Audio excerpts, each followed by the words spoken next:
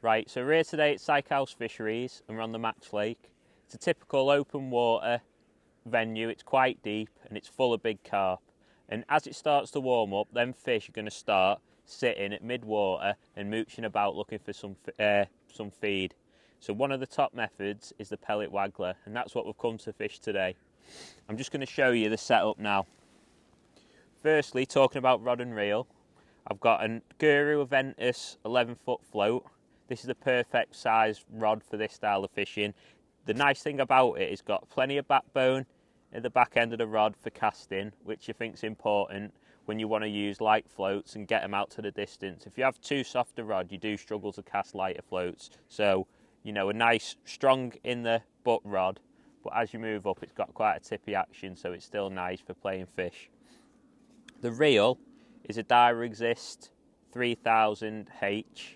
The reason I use this reel is because it's got a real quick retrieve. So when you're pellet waggler fishing, you're in and out all day, it just speeds you up and you end up getting more casts and more chances to catch a fish. So I do believe a high-speed reel like this is ideal.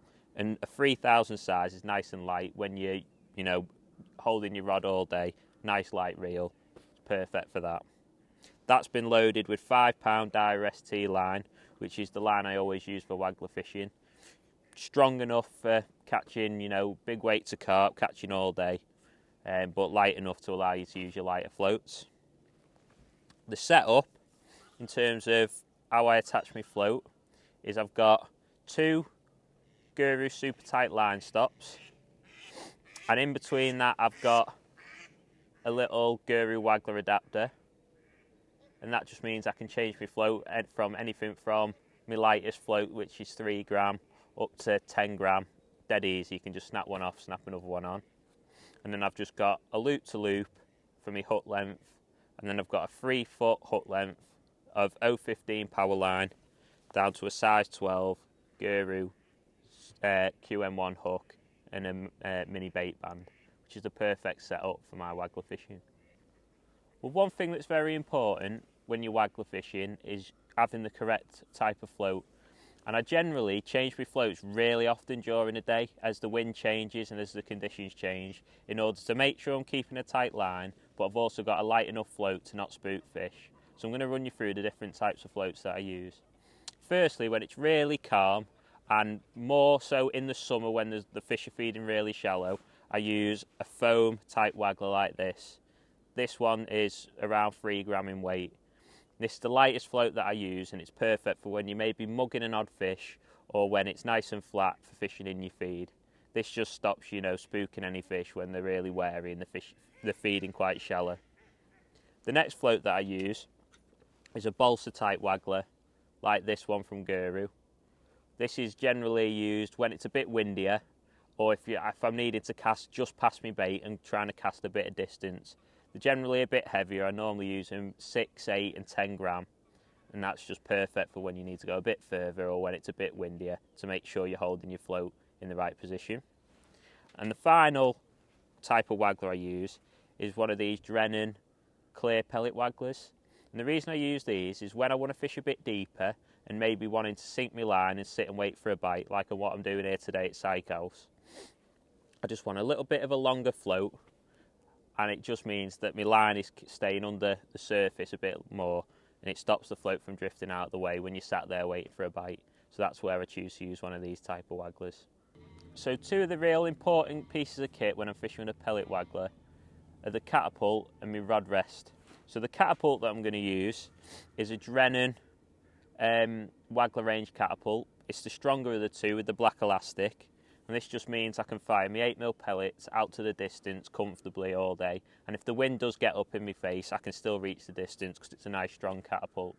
That's very important, that you can get out to the distance all day. So another important piece of tackle that I use when I'm pellet waggler fishing is my rod rest. I've got a matrix feeder arm and a Guru Reaper rod rest head. And the reason I use this setup is it just means that I can get my rod rest smack in the middle of my fishing station instead of off to an angle.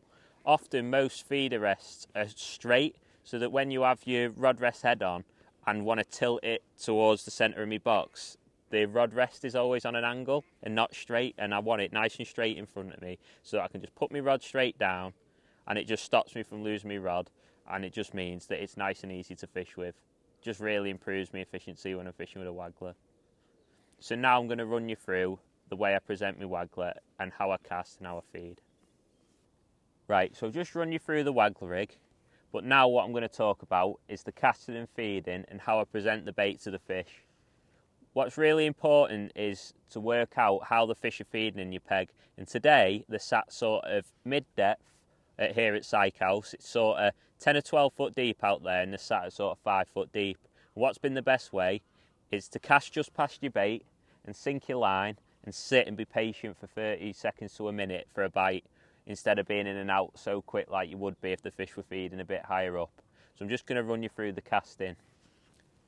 What's important is to cast nice and direct at your marker and nice and hard, just to try and keep your line dead tight to your float, as this stops it from drifting about, and it means that when you get a bite you're direct onto the fish. So I've just cast in and I'm going to feed 2 pellets at the back of the float. Give it 10 or 15 seconds to see if I can get a bite initially as my float's landed. But if not, what I want to do is get that line under the surface to stop my float moving out of position.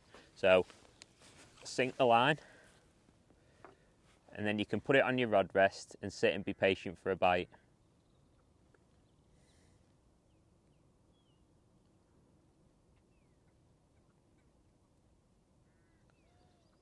So I'm just going to be dead patient.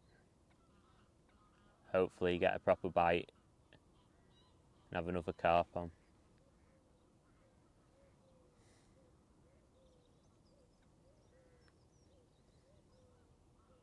One thing I'm looking for all the time when I'm doing this style of fishing is signs on the float that the fish might be a bit shallower than what I'm fishing.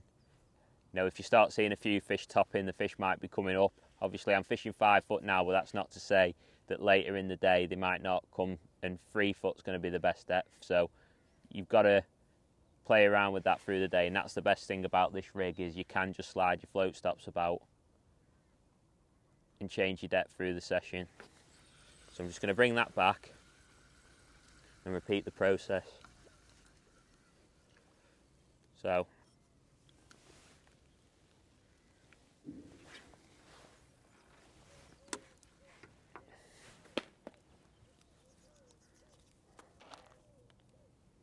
again, 2 pellets.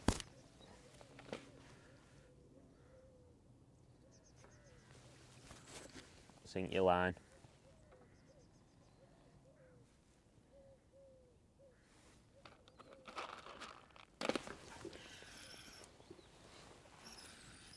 Right, so I've just hooked the fish.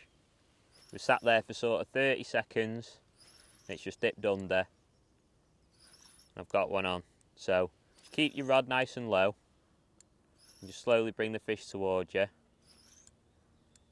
and only look to lift up at the last minute. Fish is just going to my left, so I'm just going to bring my rod round slowly to my right.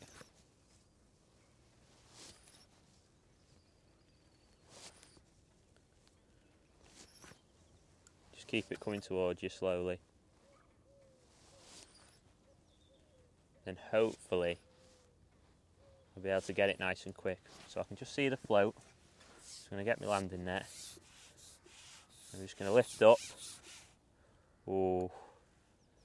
See if we can get him. There he is. Another nice carp caught on the Pellet Waggler here today at Syke House.